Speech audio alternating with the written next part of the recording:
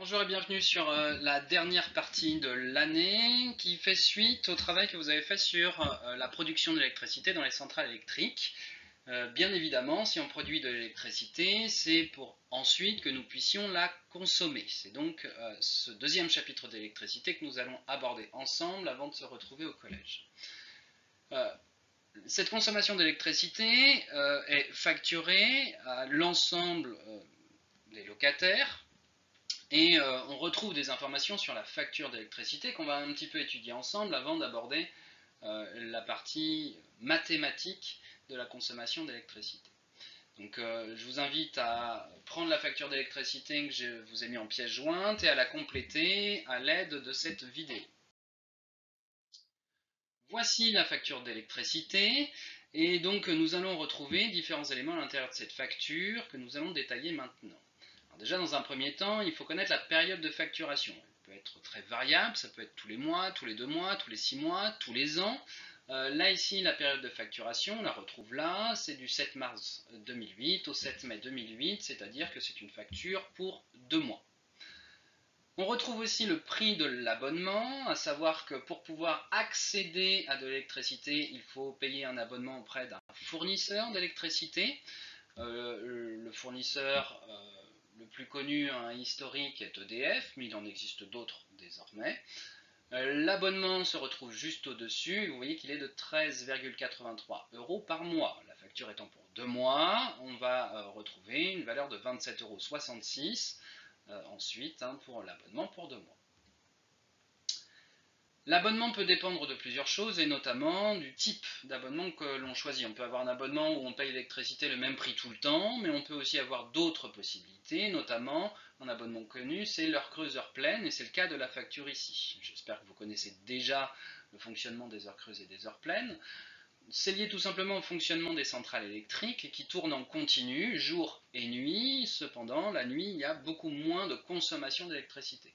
Donc pour inciter les gens à consommer de l'électricité la nuit, ils ont mis en place, c'est les fournisseurs d'électricité, ce type d'abonnement, heure creuse, heure pleine, où on paye le prix des heures creuses bien moins cher que le prix des heures pleines le jour.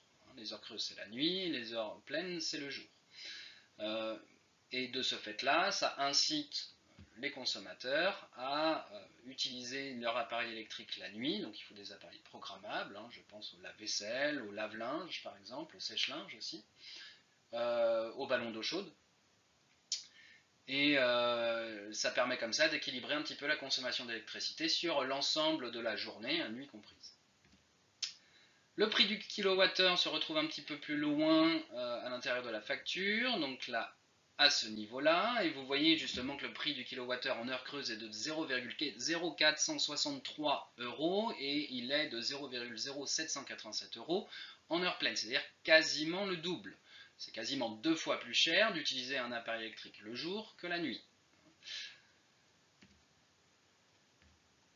La consommation d'énergie électrique de ce domicile pour les 2 mois se retrouve la colonne d'avant. Ici, consommation est marquée entre parenthèses kWh. kWh, ça veut dire kilowatt-heure. On retrouve une consommation en heure creuse de 748 kWh et de 879 kWh pour les heures pleines. Il suffit ensuite donc de multiplier les deux colonnes pour trouver le montant hors taxe de la consommation d'énergie électrique de ce foyer pour les 2 mois considérés sur la facture. Cinquième point, le montant qui sert à équilibrer le coût de l'électricité pour chaque usager de France. Pour avoir de l'électricité, il faut un réseau électrique qui, par des fils, relie la centrale électrique à toutes nos habitations. Plus on est loin de la centrale électrique, plus il faut un réseau long et donc plus ça coûte cher.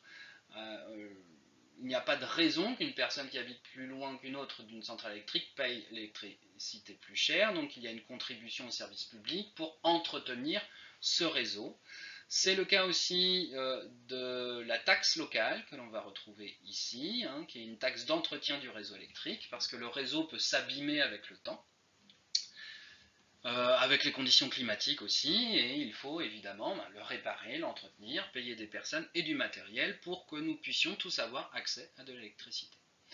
Nous avons aussi comme taxe, alors là je ne le note pas, c'est la TVA, une taxe d'État aussi par rapport tout simplement au fait que vous ayez accès à un service. Le total du prix à payer sur la facture se trouve tout en bas, ici il est de 176,81 € pour ces 2 mois, ce n'est pas une facture énorme, trouver des factures beaucoup plus importantes en fonction des foyers, de la taille du foyer et de l'utilisation de l'appareil électrique à l'intérieur. On constate surtout que si on reprend le montant de consommation d'électricité, on est à une centaine d'euros ici de consommation d'électricité et on a une facture de 176 €, ce qui veut dire qu'on a plus de 70 € qui ne sont pas liés directement à la consommation d'électricité. On ne peut pas jouer sur les autres éléments, mais si on souhaite réduire sa facture, on peut jouer sur la consommation d'électricité par nos appareils électriques. Et donc pour ça, on va s'intéresser désormais à savoir comment est-ce qu'on peut connaître l'énergie consommée par nos appareils électriques et comment est-ce qu'on peut le diminuer pour diminuer tout simplement la facture d'électricité que nous avons régulièrement à payer.